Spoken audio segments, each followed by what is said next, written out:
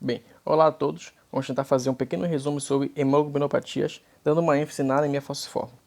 Hemoglobinopatias são doenças, qualquer tipo de doença associada à hemoglobina, beleza?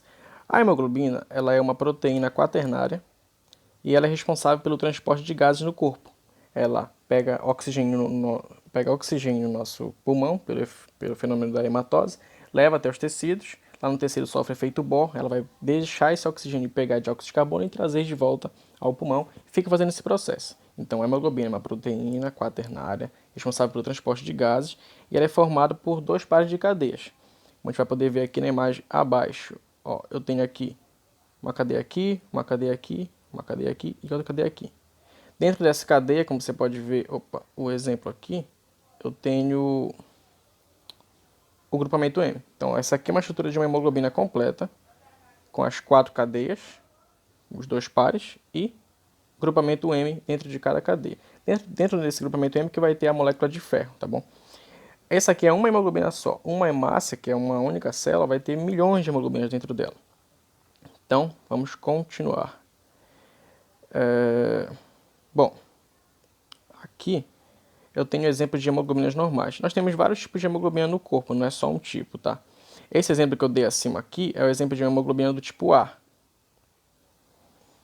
Aqui embaixo a gente tem as hemoglobinas normais. Hemoglobinas normais a gente tem a hemoglobina A, que é a grande abundância no corpo todo. Cerca de 97 a 99% das hemoglobinas que tem no nosso corpo é do tipo A. A gente tem hemoglobinas do tipo A2, bem pouco mesmo, de 1 a 2% mais ou menos no nosso corpo.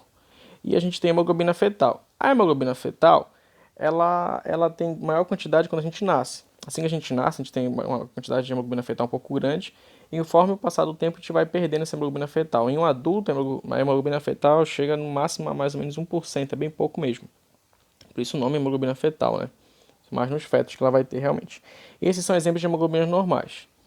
As hemoglobinas patológicas, vou dar exemplo aqui 3 também. Hemoglobina do tipo C, que é uma hemoglobina anormal.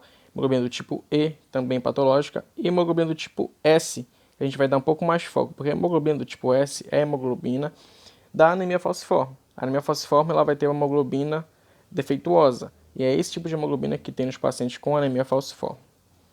Passar para outra página? Bom, as hemoglobinas de cada tipo que eu citei agora há pouco, elas são formadas por essas cadeias, né? São dois pares de cadeias. Então, para dar um exemplo para você aqui, a hemoglobina do tipo A, que é a maior quantidade que tem no corpo, ela é formada por duas cadeias alfa e duas cadeias beta, que foi o exemplo que eu dei lá acima, duas cadeias alfa e duas cadeias beta. A hemoglobina do tipo A2, ela é formada por duas cadeias alfa e duas cadeias gama. Já tem uma diferença, mas é uma hemoglobina normal no corpo. A hemoglobina F, a hemoglobina fetal, é formada por duas cadeias alfa e duas cadeias delta. Também normal no corpo, vai desempenhar a mesma função, tudo certinho.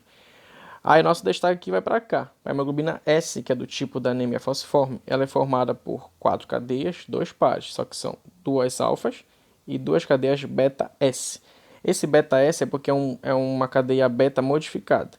Na hemoglobina normal do tipo A, eu teria duas cadeias alfa e duas cadeias beta, mas a hemoglobina S do tipo da anemia falciforme, ela vai ter um beta alterado, por isso que é chamado de beta-S, é um beta um pouco modificado, um pouquinho diferente. A gente vai entender bem detalhadamente como é essa alteração, entendeu? Que a cadeia beta vai sofrer para ser considerado um beta modificado. Então vamos entrar na anemia falciforme. A anemia falciforme é uma doença genética, então você não pode adquirir. Aliás, até existe casos que você pode adquirir, mas ela é uma doença genética. E a ideia dela é o quê? É uma mutação em um codo. Um codo é uma porção do nosso RNA que vai dar origem a um aminoácido. Então, eu estou dando um exemplo de um codo de um determinado gene que uma pessoa normal vai ter, que é o GAG. Na pessoa que tem anemia falciforme, vai ocorrer uma substituição. Então, ocorre a substituição de uma base nitrogenada adenina por uma uracila. Então, se você for observar aqui, ó, uma pessoa normal teria esse códon, GAG, que iria dar origem a esse ácido, a esse aminoácido, né, que é o ácido glutâmico. Se você sofreu alteração, uma mutação, substituiu a adenina pela uracila, ao invés de ser GAG, vai ficar GUG. E isso aqui vai dar origem a outro aminoácido, a valina. Então a ideia principal é essa, a gente vai ter a troca de aminoácidos. Eu teria um ácido glutâmico e agora eu vou ter uma valina. Então aqui é um exemplo de uma cadeia de aminoácidos. Então, todos os aminoácidos que forem formados em um ribossoma, eles vão formar uma cadeia, que é uma cadeia polipeptídica. Esses exemplinhos aqui, ó, aqui seriam aminoácidos. Cada um pontinho desse seria um aminoácido ligados, né, por uma ligação peptídica. Beleza. Na sexta, em nosso exemplo, na sexta posição dessa cadeia polipeptídica, no caso aqui, eu teria esse aminoácido aqui, teria o ácido glutâmico, nessa posição. Como o paciente que sofreu essa alteração vai ter uma substituição do ácido glutâmico pela valina, nessa sexta posição, nessa sexta posição, ao invés de eu ter um ácido glutâmico, eu vou ter uma valina, que é do paciente que tem anemia falciforme.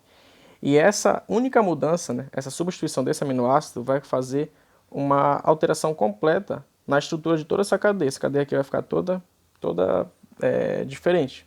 Porque os aminoácidos em si eles vão, depois dessa primeira polimerização, eles vão sofrer outros fenômenos, se transformar em cadeias secundárias, terciárias, então eles vão sofrer ligações entre eles. E como eu não vou ter mais o ácido glutâmico, vou ter uma valina, essa alteração vai sofrer um fenômeno tipo assim cascata. Então eu vou ter alteração em toda a cadeia e, consequentemente, em toda a estrutura dessa hemoglobina. Então é por isso que a hemoglobina beta S, ela tem esse nome, beta S, que é um beta, ainda é beta, mas é modificado. Então aqui eu tenho um exemplo, vou citar um pouco melhor sobre a hemoglobina. Aqui, por exemplo, é uma imagem de uma hemácia normal. Hemácia normal, aqui é uma imagem por dentro dela, aqui você vê as hemoglobinas todas dispostas, né, soltas aqui dentro. Isso aqui é uma hemoglobina normal, do tipo A, por exemplo. Isso faz com que a hemácia seja maleável e tenha esse formato bicôncavo. Em uma alteração dessa hemoglobina do tipo beta S, vai ocorrer isso aqui. As hemoglobinas dentro das hemácias vão tender a fazer ligações. Isso vai ocorrer por alguns fenômenos, né? A cadeia beta dessa hemoglobina alterada vai sofrer oxidação pelo oxigênio, que numa hemoglobina normal não sofreria. Nesse caso, ela vai sofrer uma oxidação e vai tender a se ligar, vai ficar assim, ligada. Isso vai fazer com que a hemácia fique mais rígida e tenda a ficar com esse formato, né, de foice. Por isso que a anemia falciforme vem de foice mesmo. O nome dessa célula é drepanócito, que é a célula característica da anemia falciforme. E na corrente sanguínea, o que mais ou menos aconteceria é isso aqui. Eu vou ter esse fenômeno de vasooclusão. A vasooclusão é que vai causar todos aqueles sinais e sintomas de um paciente com anemia falciforme, porque o sangue não vai conseguir correr de forma correta pelos vasos sanguíneos, não vai conseguir passar direitinho. Então vai ocorrer esse fenômeno de vasooclusão e isso aí vai ter uma série de problemas para o paciente. Bom, o diagnóstico é feito de duas maneiras. Tem um teste de triagem, né? Você tem o teste de triagem, que é o teste de falcização, e você tem um teste específico de eletroforese de hemoglobina. Aqui embaixo eu tenho exemplo dos dois testes.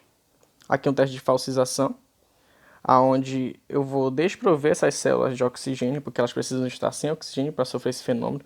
Não somente isso, as hemácias, mesmo carregando oxigênio, elas podem sofrer esse fenômeno de ficar afilada, mas é mais na ausência do oxigênio que elas ficam com esse formato. Então aqui você tem exemplos de drepanócito, drepanócito aqui embaixo, drepanócito aqui, vários drepanócitos, só que isso aqui é só um teste de triagem.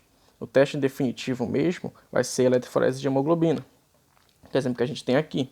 Eu tenho aqui um grupo controle, né, hemoglobina A, hemoglobina fetal, hemoglobina S, que é o que a gente está investigando, meta S, A2, e aqui os indivíduos, né, do 1 ao 5.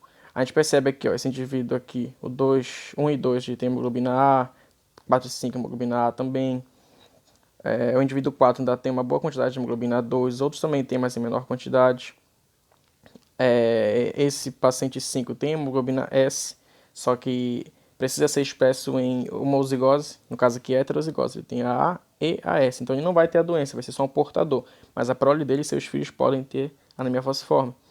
O indivíduo 3, né, esse aqui, esse sim, é o premiado aqui, porque ele tem hemoglobina S, tem um pouco da hemoglobina fetal, assim como o 2 também tem hemoglobina fetal, deve ser um bebê ainda, mas ele é desprovido da hemoglobina A. A hemoglobina A ele não tem, ó. Então esse aqui ele tem homozigose para a hemoglobina S. Então nesse caso aqui ele vai desenvolver anemia falciforme, ele vai ter a doença. Mais ou menos o diagnóstico se dá dessa forma, teste de triagem e testes específicos como a eletroforese de hemoglobina, cromatografia líquida de alta performance e etc. Bom, de basicão sobre a anemia falciforme que a gente podia ver era isso. Adeus.